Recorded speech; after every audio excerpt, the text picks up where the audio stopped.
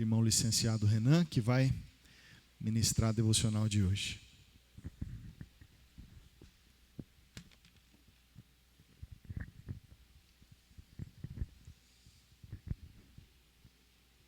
Bom dia, meus irmãos. Abramos a palavra de Deus em Efésios, capítulo 1.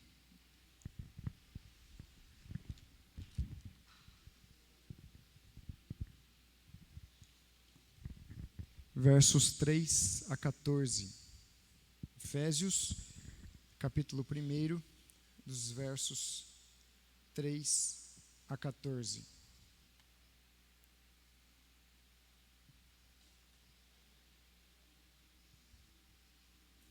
Diz assim a santa palavra de Deus: Bendito o Deus e Pai de nosso Senhor Jesus Cristo, que nos tem abençoado com toda sorte de bênção espiritual nas regiões celestiais em Cristo, assim como nos escolheu nele antes da fundação do mundo, para sermos santos e irrepreensíveis perante ele, e em amor nos predestinou para ele, para a adoção de filhos por meio de Jesus Cristo, segundo o beneplácito de sua vontade, para o louvor de sua glória, a que ele nos concedeu gratuitamente no amado, no qual temos a redenção pelo seu sangue, a remissão dos pecados, segundo a riqueza da sua graça, que Deus derramou abundantemente sobre nós em toda a sabedoria e prudência, desvendando-nos o mistério da sua vontade, segundo o beneplácito que propusera em Cristo, de fazer convergir nele, na dispensação da plenitude dos tempos, todas as coisas, tanto as do céu como as da terra. Nele, digo, no qual fomos também feitos herança, predestinados segundo o propósito daquele que faz todas as coisas conforme o conselho da sua vontade, a fim de sermos, para o louvor da sua glória, nós, os que de antemão esperamos em Cristo, em quem também vós, depois que ouvistes a palavra da verdade, o evangelho da vossa salvação, tendo nele também crido, fostes selados com o Espírito Santo, com o Santo Espírito da promessa, o qual é o penhor da nossa herança, até o resgate da sua propriedade, em louvor da sua glória. Meus irmãos, esse texto aqui que nós acabamos de ler é uma riqueza, porque ela expressa verdades profundas do Evangelho. Algo interessante que essa passagem nos mostra é que ela é o maior parágrafo na língua grega. Você viu a dificuldade para fazer a leitura? Que é muito grande aqui, essa frase. E essa porção aqui desse texto, o apóstolo Paulo, ele destrincha o aspecto da salvação. Não pela ótica humana, mas pela ótica divina. O que Paulo escreve aqui certamente é a maior beleza do Evangelho, onde bondade, verdade, graça e beleza são combinadas em uma só doxologia para o louvor a Deus. Aqui, meus irmãos, ele atribui a Deus a honra devida às bênçãos espirituais no passado, como ele fala da eleição, da redenção no presente e a futura, que diz respeito à nossa herança reservada para nós. Mas olhando para esse texto, meus irmãos, deveríamos nos fazer uma pergunta: qual o elemento que une, então, esse grande parágrafo? O que une esse grande parágrafo é a salvação, mas na perspectiva daquilo que Deus fez e faz para nos salvar. O Pai, o Filho e o Espírito Santo, a Trindade, com um único objetivo: salvar o seu povo. E se os irmãos repararem aí, nos versos 6, 12 e 14, nós temos um elemento bastante comum aqui, quando o apóstolo Paulo fala para o louvor da sua glória. E aqui, meus irmãos, nós já temos uma primeira verdade que nós podemos extrair deste texto, é que nós devemos viver para o louvor da glória de Deus, pois o Pai fez toda a sua obra para mostrar a sua graça. O Filho fez toda a sua obra para mostrar a glória de Deus. E o Espírito Santo fez toda a sua obra para também exaltar a glória de Deus. Logo, a nossa vida, então, tem de ser uma vida vivida para a glória do nosso Deus. E essa é a motivação, então, que o apóstolo Paulo começa o verso 3. Bendito o Deus e Pai de nosso Senhor Jesus Cristo. O apóstolo Paulo aqui compreende que as bênçãos concedidas ao povo de Deus devem ser reconhecidas com humildade, gratidão e louvor, pois é pelo fato, meus irmãos, de Deus ter nos abençoado com toda a sorte espiritual, é que Paulo então começa bendizendo e louvando a Deus. Mas quais são as bênçãos espirituais que Deus nos deu em Cristo? Vamos olhar então, meus irmãos, diante da perspectiva da obra da Trindade, quais são essas bênçãos então que Deus deu a nós. Verso 4 diz assim: assim como nos escolheu nele, antes da fundação do mundo. A primeira obra que o texto nos mostra aqui, a obra divina de Deus, é que Ele nos elegeu. Ele nos escolheu antes da fundação do mundo. Embora esse tema soe ruim aos ouvidos de muitos, essa é uma verdade bíblica, meus irmãos. O ponto é que esta eleição tem um objetivo. E conforme diz aqui o apóstolo Paulo, ele diz: para sermos santos e irrepreensíveis perante Ele. Nesse sentido, meus irmãos, não é verdade que a doutrina da eleição cause, então, um relaxo no que tange a vida de santidade. A eleição não é um cheque em branco para vivermos em pecado.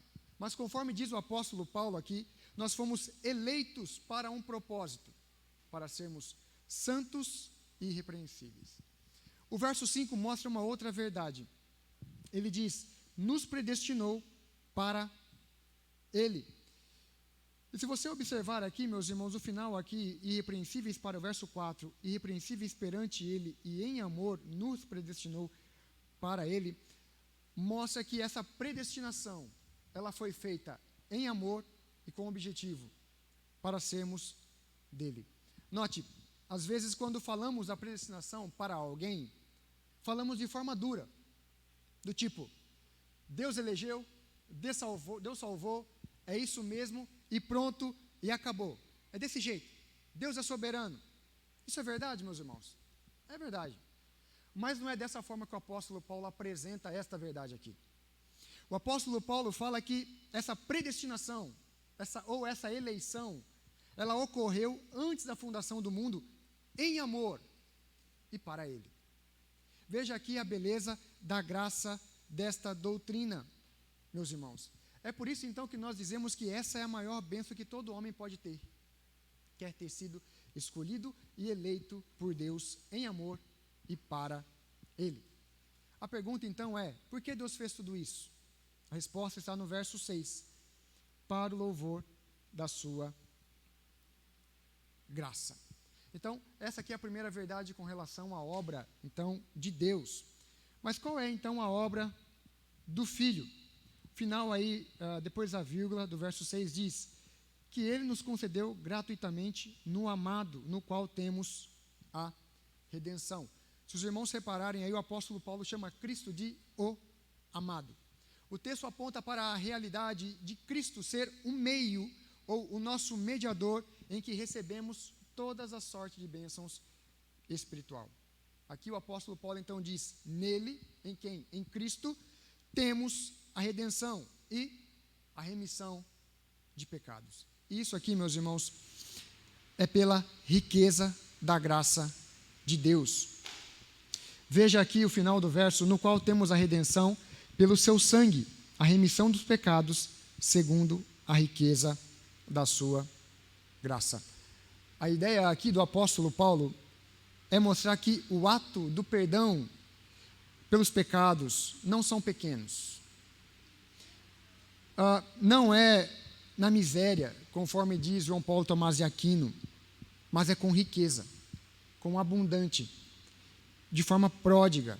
Pois perceba, meus irmãos, se não for assim, de tamanha abundância, de tamanha riqueza a graça do Senhor para conosco, não teríamos salvação, devido à pecaminosidade do nosso coração.